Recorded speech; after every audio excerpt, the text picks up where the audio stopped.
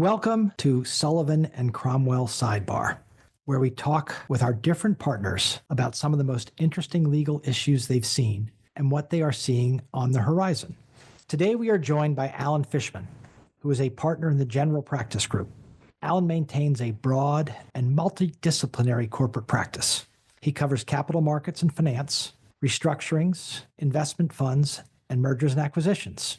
He also advises clients on ongoing public company matters, including corporate governance, cybersecurity, and general disclosure. Alan has been a partner at Sullivan and Cromwell since 2023. Welcome, Alan. Thanks, Jay. It seems like you've been a partner longer than that, but maybe we waited too long. What are the most interesting issues you've worked on in your career?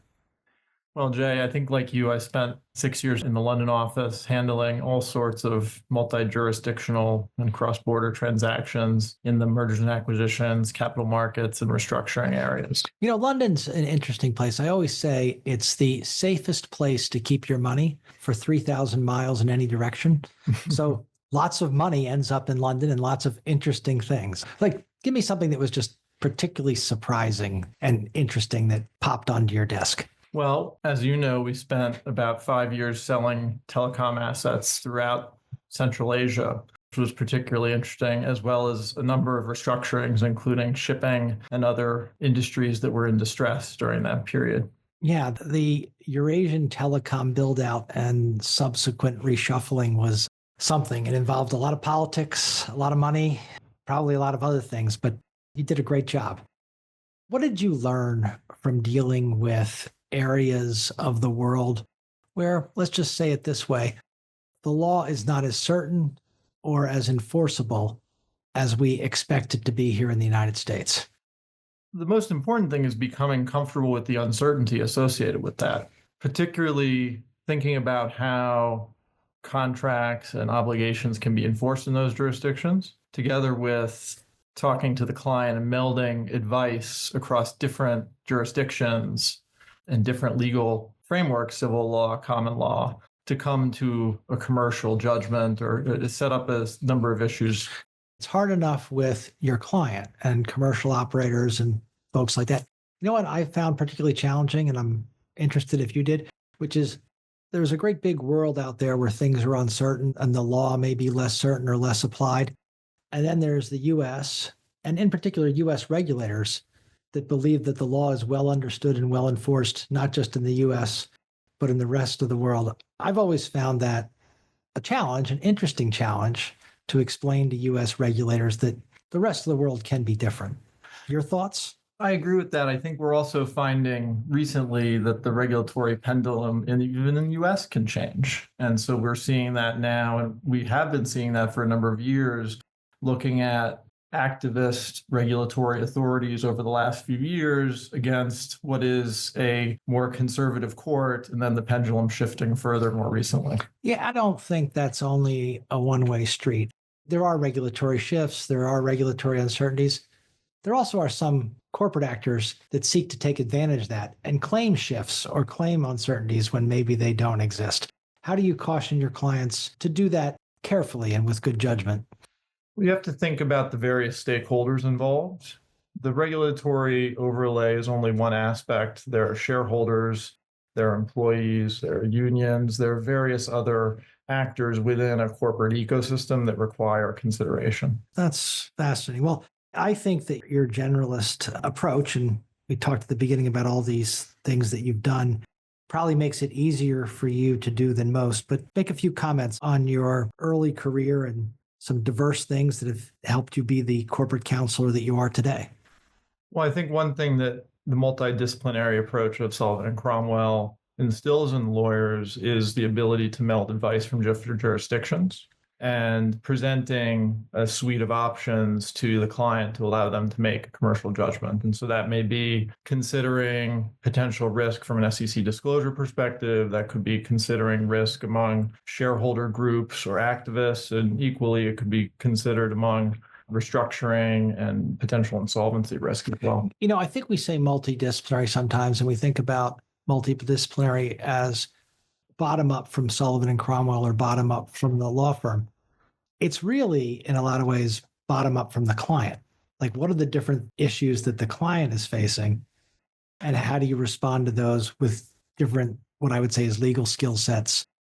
I couldn't agree more. I think that it's very important and it reflects the long-term approach that we take with client relationships, that we aim to become the trusted advisors of the client, regardless of what issues they encounter. And that allows us to have a continuity of advice as they encounter different things. It also feeds into the learning model that we have to result in a multidisciplinary lawyer, regardless of the seniority of that lawyer, frankly. Yeah. So speaking about that and speaking of different things, what are different things that we haven't seen in the past, but you believe we may see in the future and that clients should be thinking about? Well, I think we've already touched on the regulatory pendulum shift. In addition to that, the main commercial imperative that we've seen over the last few years is the flow of capital into the United States, public markets in particular.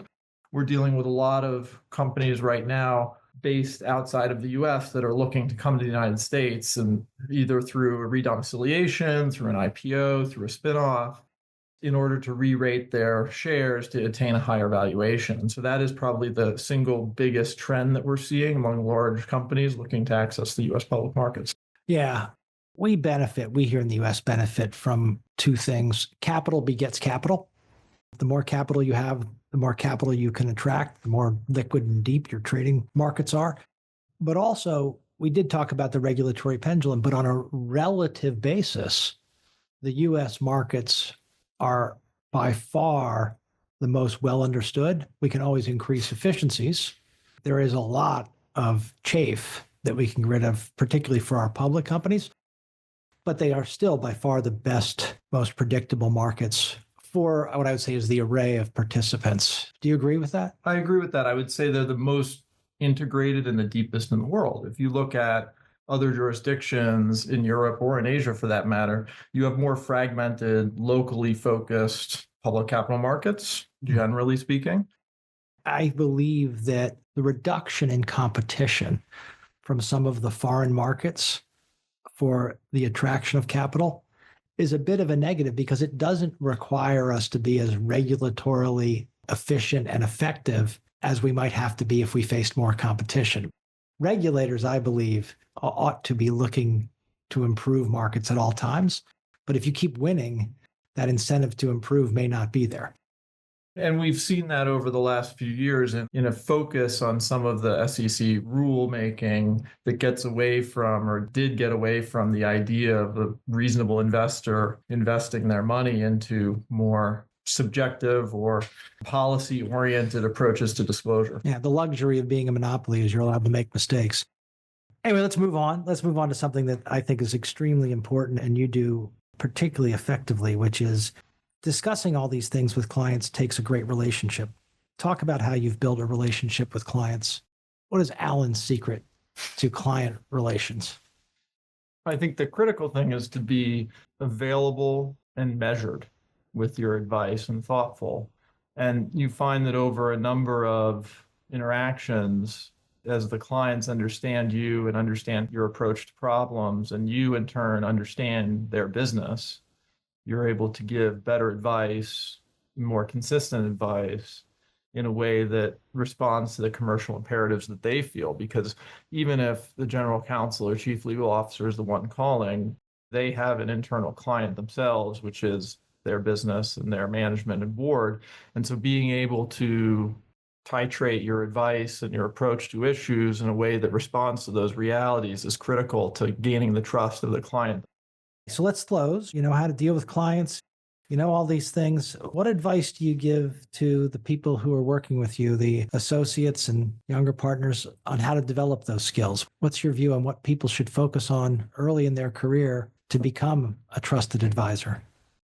I think the critical aspect is thinking more broadly about the situation that the clients encounter. So you need to know the law, and that's table stakes. But once you know the law, being able to take ownership over that and give a level of measured and detailed advice that responds to what the client's question is, but also what the client should be asking. And so as you develop in a more junior capacity your capabilities, you're always managing that, whether your immediate client is the senior associate, the junior partner, the senior partner, what have you.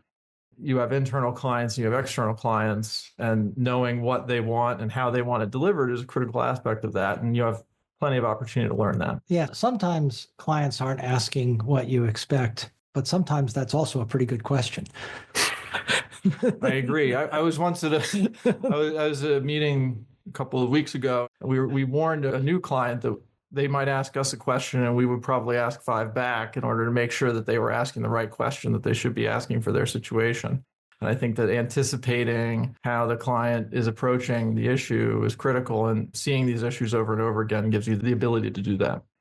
Yeah, I agree. I also will say I often learn more from clients than maybe they learn from me. But as always, it's a great pleasure to talk to you. Well, thank you.